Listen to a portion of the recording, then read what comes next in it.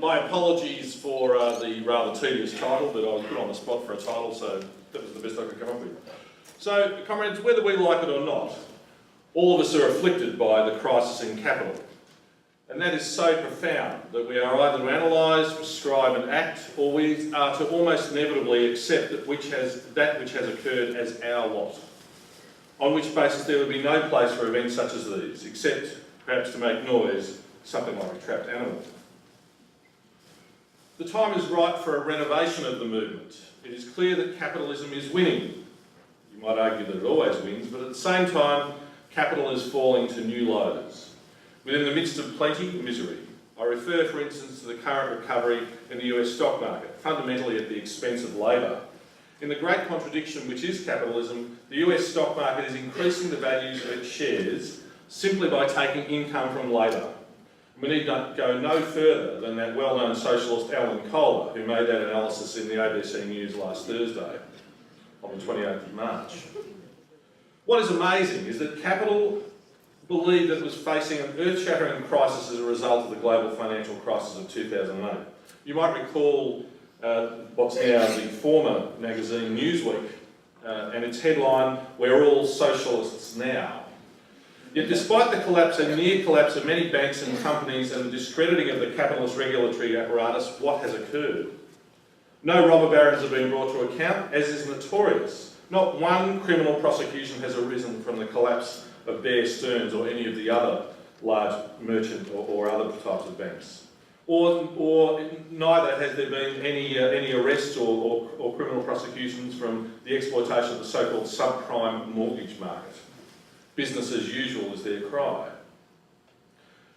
But in response, we have seen the return of voodoo economics. By way of contrast with the original version promulgated by Ronald Reagan, this time bankers and their government clients are imposing austerity, cutbacks, termination of social programs, and, with some exceptions, the election or re-election of Conservative governments, and the continued and accentuated transfer of the blame and the risk to workers.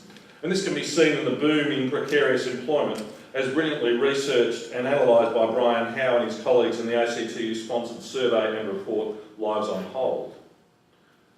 How did we come to this? The response of the growing labour movement of the 1890s and 1930s was to determine never again. And the end result was the formation of Labour, Socialist and Communist parties. Where do we see the examples of the great refusal, saying no to the logic of capitalism?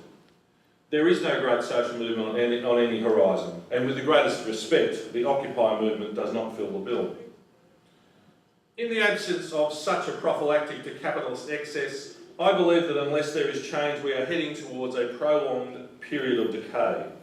So Vico, admired by Marx, professed the view that society worked through cycles of growth, decay and barbarism, and it is clear that this analogy is a useful way of looking at the current situation. If we look at this parlous state, it is clear that decay is a literal description of our environment as we find it today. It is up to us to ensure that the decay does not turn into barbarism. Likewise, it is clear that in political terms, the problems of the left are massive. In the Labor Party, without trying to analyse the situation in terms of whether the ALP is a petty bourgeois party or not, the internecine policies of mutually assured destruction of federal Labor into the situation of being a virtual certainty to be defeated come September, with a very long period in the wilderness to follow. It's my view that unless urgent and decisive action is taken, the situation is so grave that we are looking at a problem of 1949-like dimensions. In 1949, the ALP believed itself to be condemned to a brief period of opposition, but the internal problems of Labor were so great that it was 23 years, a whole generation, before a social democratic government was returned federally, and I fear a similar situation is upon us today. As for the Greens, again with respect, they are simply not a disciplined party. While they develop policies, it appears to be a matter of taste as to whether or not those policies are implemented. How else would you explain the Greens support in the New South Wales Upper House for the political affiliation and disclosure laws which prevent unions from affiliating to Labor in New South Wales? The great Joe Hill wrote, as he was facing the firing squad that murdered him on behalf of the copper bosses and the government of Utah, "Don't mourn for me, organise." And indeed I argue that time is ripe to organise. We seem to have lost the capacity to organise in Australia.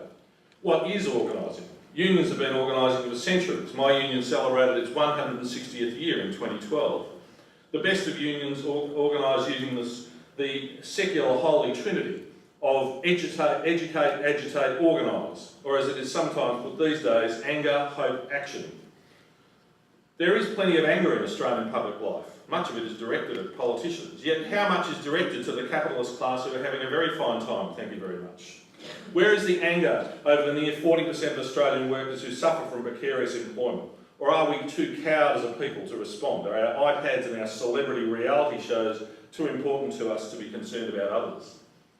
We can no longer look to large millenarian movements to join and show the way. Neither should we try and invest our political and emotional trust in yet another god with clay feet. The flame of socialism can't be found atop the mausoleums of the embalmed remains of the failed leaders of communism. Yet socialism, social democracy, the fair go, smoulders in people's hearts, and it needs us to work to get it to burst into flame. We can't go around expecting that will happen from fine speeches or clever tweets, nor will it burst forth in the propaganda of the deed with a crunch of the jackboot or the clang of the jailhouse door as supposedly to awaken the nascent proletarian to rage. Workers these days have a lot more to lose in their chains, and if analysts are to be believed, identification as working class, or any class for that matter, is problematic. Indeed, we need to emulate the old socialists and union activists who have passed their legacies on to us. We need to work and argue for a democratic and participative society, and this can only be done, however imperfectly in my view, through trade unions and the structures of workplace and community participation that they afford. These are the only institutions which are open to an activist version of social democracy. We don't need to be officials to do this either. Too many people to the left think that union activism is not for them. The activity in the workplace, the talking union, the barbecues and the leafleting. And at the same time, there are many people involved in unions who believe that it's about power rather than empowering. Empowering through the involvement in union activism at the workplace, as well as working for unions in many different capacities. The ideal I have in mind is the Your Rights at Work campaign, which is again being used as a model by the new ACTU leadership. Your Rights at Work was a fine example of an activist campaign which activated many labour and community activists to the importance of the labour movement. It was significant that it is the one campaign singled out by the Liberal and National parties to attack to ensure that they never again suffer a well-coordinated assault on their privileges. And despite his obvious debt to the trade union movement, Kevin Rudd did not once thank the labour movement or trade unions and the many thousands of activists who campaigned for him in his victory speech in 2007. So if we enraged or attracted the indifference of such a group of people, surely we must have been doing something right. I recognise that trade unions are only capable of a partial response to the needs of a fully formed, all-encompassing movement. But while I and many others will remain committed to the Labor Party, it is clear to me that at least for the moment its organised capacity is limited, as is its transformative capacity. And again, with respect, I don't believe that any other party has within it the capacity to win. There is a broader example of using existing modes of organisation to achieve benefits for low-paid workers.